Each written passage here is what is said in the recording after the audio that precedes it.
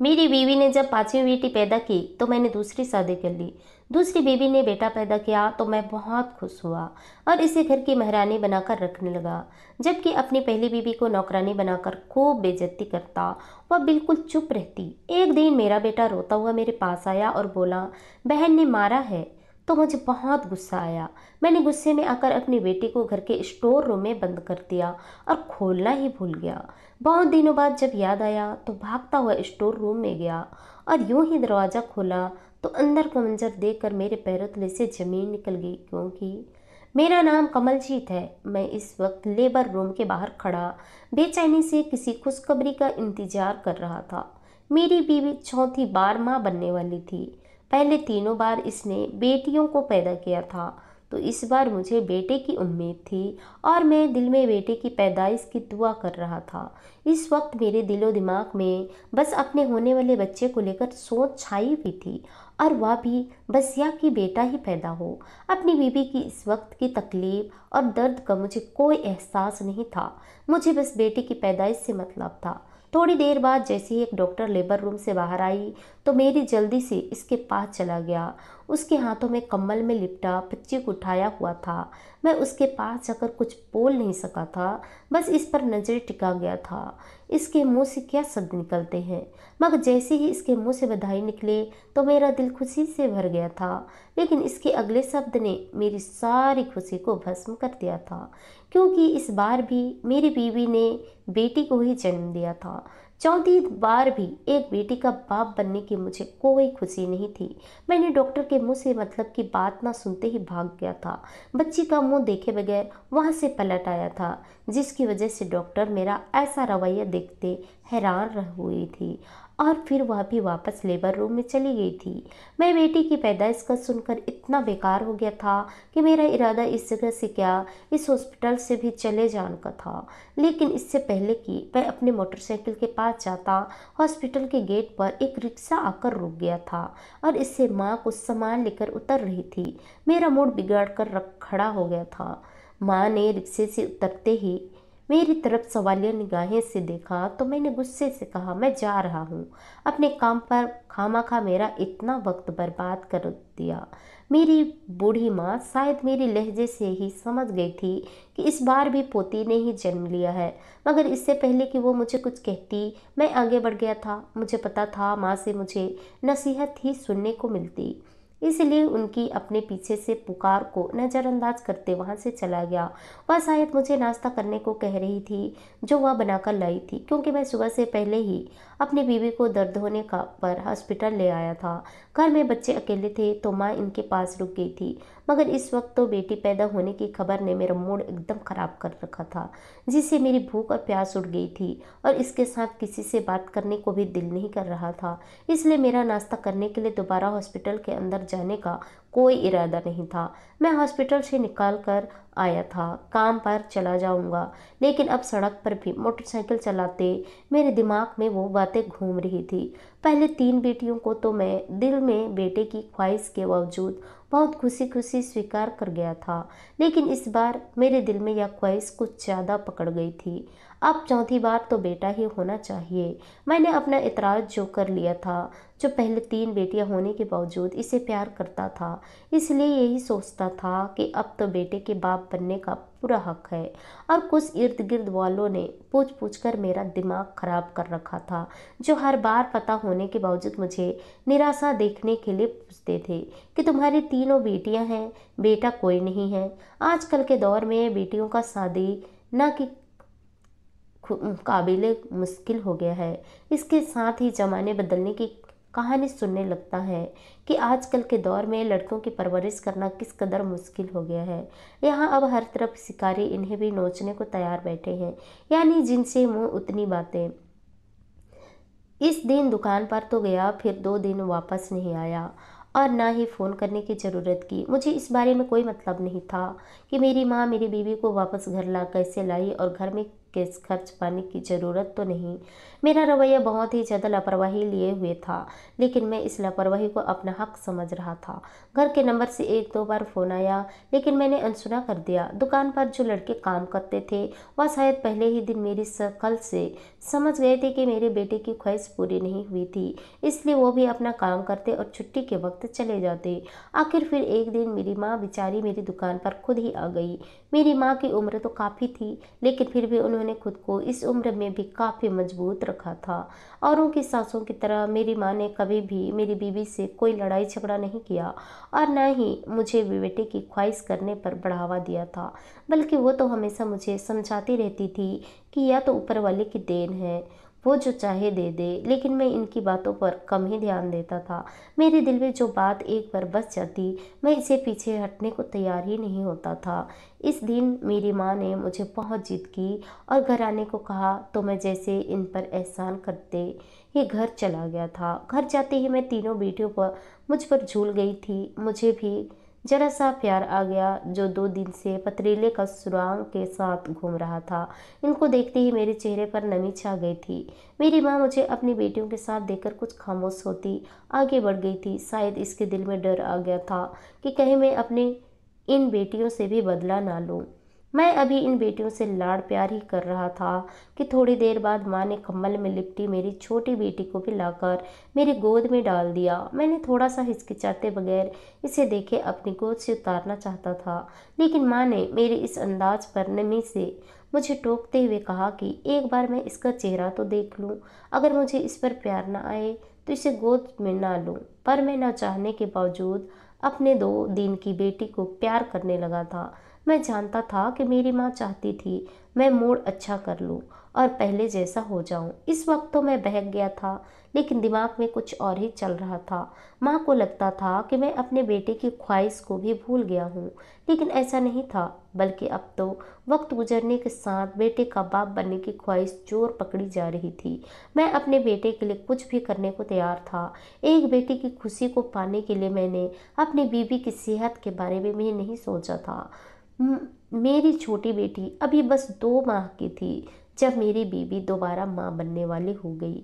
इसके पीछे मेरी यही कोशिश कर फरमाइश थी कि क्या पता इस बार बेटा भी पैदा हो जाए। और फिर मैं बहुत बेचैनी से वक्त गुजरने का इंतजार करने लगा था। मैंने अपनी बेबी को 1-2 बाबा के पास भी लेकर गया था, जिनके बारे में मुझे यह सुनने को मिला था कि इनके दवा के इलाज में बेटा ही पैदा होता है।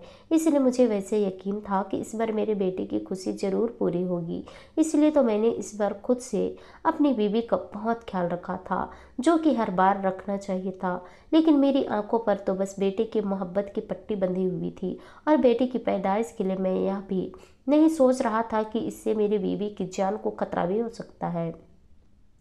और अगर इस दौरान कुछ हो भी जाता तो मेरी 4 बेटियां माँ की मोहब्बत से दूर हो जाती। डिलीवरी का वक्त आते ही पिछली बार की तरह इस बार भी मैं अकेले ही अपनी बीवी को हॉस्पिटल ले गया था। लेकिन इस बार भी जब वहाँ मौजूद डॉक्टर ने मुझे बेटी पैदा होने की मुबारकबाद दी तो कुछ पल को मेरा दिमाग हिलसा गया था। मेरी बीवी की डिलीवरी नॉर्मल हुई थी, तो जब इसे लेबर रूम के कमरे में शिफ्ट किया गया तो मैंने इसकी हालत की परवाह किए बगैर इसे बातें सुनाना शुरू कर दी थी। वहाँ पर मौजूद नर्स मेरी बातें सुनती कानों को हाथ लगा रही थी, लेकिन मुझे तो जैसे किसी बात की कोई परवाह नहीं थी। बस जहरीले सांपों की तरह बेटी की पैदाइश पर बीबी को मनहूसियत का इल्ज़ाम ठहरा रहा था। कुछ गुस्सा मुझे यहाँ की डॉक्टर से भी आया था, जो कह रही थी कि अब हमें बच्चे की पैदाइश में बंद कर लेना चाहिए, नहीं तो मेरी बीवी की सेहत पर बड़ा असर पड़ सकता है। 5वीं बार भी बेटी पैदा हुई थी और दूसरा डॉक्टर ने नसीहतें मुझे जहर लग रही थी। मुझे अपनी 5 बेटियां बहुत भारी पहाड़ की तरह लग रही थी, जो पहाड़ के बोझ तले मेरी सांस दब रही थी। शायद मेरी हालत इस वजह से थी कि मैंने इस बार कुछ ज़्यादा ही पूरी यकीन होकर बेटी की उम्मीद लगा रखी थी, और अब हर बार की तरह इस बार भी बेटी की पैदा होने पर जैसे मैं पागल होने लगा था। माँ ने हॉस्पिटल आने पर मुझे भारी नज़रों से देखा था, लेकिन मैं कुछ भी समझने को तैयार नहीं था, बल्कि मुझे माँ पर गुस्सा आया था कि इन्हें अब भी मैं ही गलत लग रहा हूँ। एक बेटी की खुशी पाने के लिए अपने घर में बेटियों की लाइन लगा दी थी, जबकि मेरा रवैया अब किसी भी बेटी के साथ अच्छा नहीं रह रहा था। मुझे लगता था कि सबकी सब मनहूस है, जिसकी वजह से बेटा पैदा नहीं हो रहा है। हर बार डॉक्टर से मुझे अलग इतनी बातें सुनना पड़ती थी। इसके बाद मेरी बीवी की हालत बहुत ख़राब हो गई थी। वह वक्त से पहले बूढ़ी हो गई थी। बेटियों के साथ साथ अपनी बीवी के साथ भी मेरा रवैया बहुत ही ख़राब था, जो बिना वजह मेरी हर बात मान लेती थी। इसके बावजूद मैंने इसको कभी कोई इज्जत नहीं दी। मैंने अपनी पहली बीवी से मायूस होकर दूसरी शादी करने का फैसला कर लिया था और मुझे दूसरी शादी की इजाज़त दे दी गई थी, जबकि माँ ने मेरे इस फैसले की बहुत ज़्यादा खिलाफ थी। लेकिन मैंने इनकी बात पर एक बार भी नहीं सुनी और अपनी पसंद से दूसरी शादी करके बीवी को इसी घर में ले आया। मेरी दुकान का काफ़ी अच्छी चल रही थी, तो घर में कोई परेशानी नहीं थी। हमारे बरकत शायद मेरी बेटियों के बदौलत था, जो भी मैं कभी नहीं समझ सका और इन्हें बस सारी ज़िंदगी खुद पर बोझ समझने में ही लगा दी। मेरी दूसरी बीवी की माँ बनने की खबर सुनते ही मैंने इसे जैसे पलकों पर ही बिठा लिया था। घर में सबको आदेश कर दी थी कि इसका खास ख्याल रखा जाए। फिर आखिरकार दूसरी बीवी से मुझे बेटा मिला था और मैं अब बेटे की खुशी पाकर पागल हो गया था। खुशी से मेरा चेहरा गुलाब की तरह खिला पड़ा था। सारी ज़िंदगी में शायद ही मैं इतना खुश हुआ होऊंगा।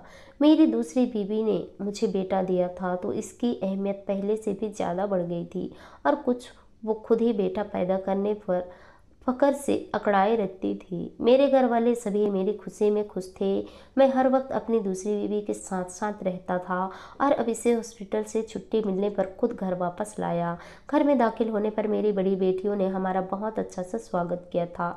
इतनी अहमियत मिलने पर मेरी दूसरी बीवी घमंडी हो गई थी और कुछ इसकी घमंड में मैंने बढ़ावा कर दिया था, इसलिए कि मुझे बेटा दिया था। मैंने इसको अपने घर की मेहरानी बना दिया था।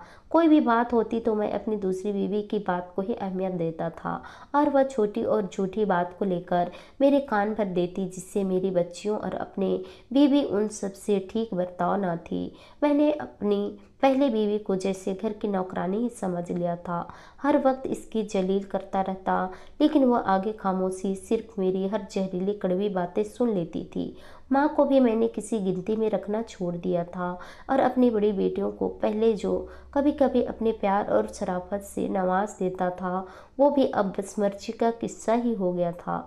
कुछ अपनी दूसरी बीवी को खुश रखने का चक्करों में और कुछ घर आते ही बेटे से प्यार करते हुए इनकी याद ही नहीं आई थी। घर में 5 बेटियां, एक पहले अपनी बीबी और माँ होने के बाद मुझे बस अपनी दूसरी बीबी और बेटा दिखाई देते थे। इसी तरह अब बहुत सा वक्त गुजरता चला गया। इस दौरान ना कोई शिकायत आई और ना ही मुझे कभी खुद इसके बारे में एहसास हुआ। मेरा बेटा काफ़ी बड़ा हो गया था और मेरा लाडला बेटा भी सभी को बहुत प्यारा था। एक दिन मैं थक हार कर काम से आया तो मेरा बेटा रोता हुआ मेरे पास आया। इसे रोते देखकर जैसे मेरी जान पर बन गई थी। मैंने इसे अपने पास बिठाते इसे चुप करवाया और फिर इसके रोने की वजह पूछी तो वो दोबारा से रोने लगा और रोते हुए बताया कि इसे दीदी ने मारा है।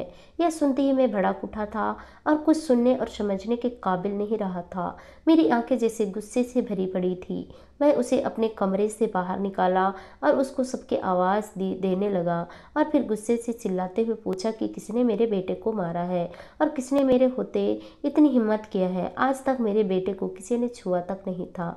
मैं सोचता था कि मेरी बेटियां मेरे बेटे से जलती हैं, क्योंकि बेटे के आने के बाद मैं कभी किसी बेटी को कभी प्यार किया ही नहीं था। मैंने कहा जिसका नाम भी सामने आएगा इसे कड़ी से कड़ी सजा दूंगा। मुझे ऐसे गुस्से में देखते सभी डर से कांपने लगी थी। किसी को कुछ न बोलते देख मैं अपने बेटे की तरफ देखा था कि वो मुझे बताए कि इसे किसने मारा है।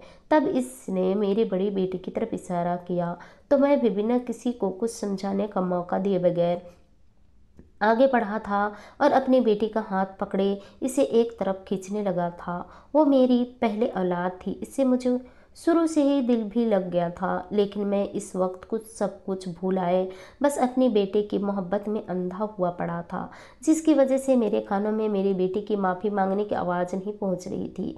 मैंने अपनी माँ और अपनी बीवी किसी को भी ना सुनी और अपनी बेटी को लाकर स्टोर रूम में बंद कर दिया। इसे यहाँ बंद करने के साथ मैंने घर वालों को सख्ती से कह दिया कि अगर किसी ने मेरी इजाज़त के बगैर यह दरवाज़ा खोलने की कोशिश की तो मैं उसे भी यहीं बंद कर दूंगा। मेरी बेटी अंदर से बुरी तरह रोते हुए जोर जोर से दरवाज़ा खटखटाने लगी थी, लेकिन मैं कान बंद करता वहाँ से चला गया था। मेरे ख्याल में ये था कि आज पहली बार किसी ने मेरे बेटे पर हाथ उठाया है तो इसे सबक मिलना ही चाहिए। अगर मैं ऐसा नहीं करूँगा तो फिर हर किसी की हिम्मत बहुत बढ़ जाएगी और मेरे पीठ पीछे वो मेरे बेटे के साथ कुछ भी कर सकते हैं। वो सब मेरे बेटे को मिलने वाली अहमियत से जलते होंगे। इस दिन अपनी बेटी को यूं ही स्टोर रूम में बंद करके मैं जैसे भूल ही गया था। मेरे हवासों पर इतना गुस्सा सवार था कि मैं इसे एक दिन तो ज़रूर सज़ा देना चाहता था। इस सब में मैंने यह जानने की कोशिश ही नहीं की थी कि आखिर आज इतने सालों बाद मेरी बेटी ने अपने भाई को क्यों मारा है, जो आज मेरी बेटी के मारने पर रो रहा था। इस दिन मैंने अपने बेटे को खुद से लगाए बहुत बातें करता रहा और इसी तरह इससे खुद से लिपट कर सो गया। और फिर सुबह जल्दी जल्दी मैं इसे स्कूल छोड़कर खुद दुकान पर चला गया था। सुबह उठने में रात वाला वाकया मैं तकरीबन भूल ही गया था और फिर जब दोबारा अगली शाम घर गया तो किसी ने मेरे सामने कोई जिक्र भी नहीं किया। शायद मेरे गुस्से से डर रहे थे। मैंने किसी भी तरह ध्यान भी नहीं दिया था। यही वजह थी कि मैं जान ही नहीं सका कि मेरी कौन बेटी घर में सबके साथ नहीं है। बेटियां काफ़ी समझदार हो गई थी। वह खुद ही मुझे दूर दूर रहती थी और इनकी माँ इनको पढ़ाई के साथ साथ घरेलू काम भी सिखाती रहती थी। छोटी बेटियां बस दूर दूर से मुझे देखती, मगर मैंने इनको कभी प्यार से बुलाना जरूरी नहीं समझा था, इसलिए वो भी मुझसे दूर रहती थी। 3-4 दिन गुजरने के बाद आखिरकार एक दिन बैठे बैठे मुझे अचानक से अपनी बेटी का ख्याल आ ही गया, जिसे मैंने स्टोर रूम में बंद कर दिया था। यह सोच आते ही मैं बहुत घबरा सा गया और मैं एकदम से बेड से उठ खड़ा हुआ। जो भी था वह मेरी बेटी थी। मैं उसे जान से मारने का सोच भी नहीं सकता था, लेकिन इतने दिनों बाद वो मुझे याद आई तो मुझे लगा कि वो ज़रूर मर गई होगी। मैं तेज़ दौड़ते कदमों के साथ स्टोर रूम में जाकर इसे देखना चाहता था। मेरी दूसरी बीवी मुझे इस तरह देखते हैरान हो गई और पूछने लगी कि क्या हुआ है, लेकिन मैं बगैर कुछ बोले बड़ी मुश्किल से नीचे की तरफ चल रहा था। मैंने कपकपाते हाथों के साथ स्टोर रूम का दरवाज़ा खोला तो अंदर कुछ रोशनी दाखिल हुई थी। मैंने एक गहरी सांस भरते अंदर कदम रखा था और अपनी बेटी को देखने के लिए नज़र दौड़ाई तो इसे देखते ही मेरी नज़र वहीं ठहर गई थी। मेरी आंखें हैरानगी से अपनी बेटी को देख रही थी। मैं जो कुछ सोचकर यहाँ तक बड़ी मुश्किल से पहुँचा था, यहाँ वैसा कुछ नहीं था। मुझे लगा था कि मेरी बेटी या तो मर गई होगी या फिर बेहोश पड़ी होगी, लेकिन वह तो एक दीवार के साथ टेक लगाए बैठी थी।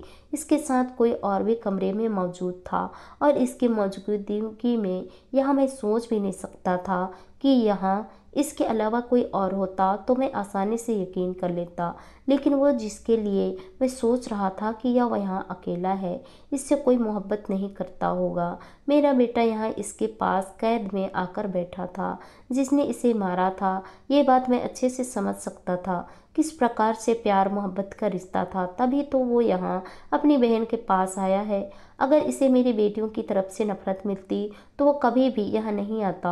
मेरा बेटा मेरी बेटी के पास बैठा इसे खाना खाने को कह रहा था और वो इसे लगातार यहाँ से चले जाने का बोल रही थी। कह रही थी कि अगर मैंने देख लिया तो मैं बहुत गुस्सा करूँगा। वो दोनों मुझे अचानक अपने सामने देखकर घबरा गए थे, मगर मुझे खामोश खड़े देखकर मेरा बेटा आगे आया और मुझे कहने लगा कि पापा, दीदी को माफ़ करके यहाँ से निकाल दें, क्योंकि उस दिन दीदी ने मेरी गलती पर मारा था। दीदी की इसमें कोई गलती नहीं थी। बाद में दीदी ने मुझे सारी बात समझा दी थी, जिससे मुझे अपनी गलती का पता चल गया था। इसलिए मैं रोज़ दीदी के पास खाना लेकर आता हूँ, क्योंकि मुझे पता है आप मुझे दीदी के साथ यहाँ बंद नहीं करेंगे। मगर मैं रोज़ दीदी से कहता हूँ कि यहाँ पर ना रहें, मैं आपको ले जाता हूँ, लेकिन दीदी कहती है कि जब तक पापा नहीं मानेंगे वो बाहर नहीं आएंगी। अपने बेटे के मुंह से ये सब बातें सुनकर मुझे अपने ऊपर शर्मिंदगी हुई थी कि मैं अपनी बेटियों के बारे में क्या कुछ सोचता रहा। और अब मेरी बेटी है, आसानी से यहाँ से निकल सकती थी, लेकिन इसने मेरी मर्जी को अहमियत दी, जिससे इसकी मुझे मोहब्बत और इज्जत सामने आ रही थी। मैं अपनी बेटी और बेटे को लेकर सबके सामने आ गया तो सब हमें हैरानगी से देखने लगे थे। मैंने अपनी बाकी बेटियों को इतने सालों बाद प्यार की नज़र से देखा था और इनको अपने पास बुलाकर प्यार करने लगा था। मेरी आंखों में आंसू थे। मैंने एक बेटे की ख्वाहिश में सबका हक मारा था, लेकिन इसके बावजूद उन्होंने मेरे इस बेटे से कभी नफरत नहीं की थी, बल्कि इससे काफ़ी ज़्यादा प्यार दिया था। मुझे अपना आप अपनी बेटियों के सामने छोटा लगने लगा था और अब तक की गई मेरी सारी गलतियाँ मुझे याद आने लगी थी। मैंने दिल से सबसे माफ़ी मांगी थी और अपनी पहले बीवी से भी, जिसे मेरी बेटियों को इतनी अच्छी परवरिश की थी और मेरे घर को किसी भी मौके पर बिखरने नहीं दिया था। मैंने अपनी दूसरी बीवी से भी सख्ती से कह दिया था कि वो अब सबके साथ घुल मिल कर रहे, जिससे वो भी मेरी बात मान ली थी। अब मैं अपनी बेटियों से भी बहुत प्यार करता हूँ और हम सब बहुत खुश हैं। आशा करती हूँ दोस्तों आप लोगों को ये कहानी पसंद आई होगी। कहानी पसंद आई तो कहानी को लाइक कीजिए, शेयर कीजिए, कमेंट कीजिए और ऐसी कहानी सुनने के लिए प्लीज़ हमारे चैनल को सब्सक्राइब जरूर कीजिए। तो चलिए दोस्तों, मिलते हैं नेक्स्ट की नई कहानी के साथ। तब तक के लिए बाय बाय, अपना ख्याल रखिए।